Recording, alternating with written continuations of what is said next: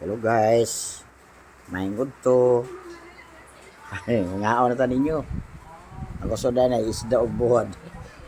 Sa of course na utan. Utan nga pan atan nga sari-sari. Sari-sari nga naay agbati, naay pitsay, sayuti. Kami ni siya guys, suwayin ninyo. Oh, mix ninyo ba mga lain gulay. Oh. Nindot na siya. Mao na niya tong kaonon permi utan kay senior citizen na ta. Oh. Utan-utan sa taron.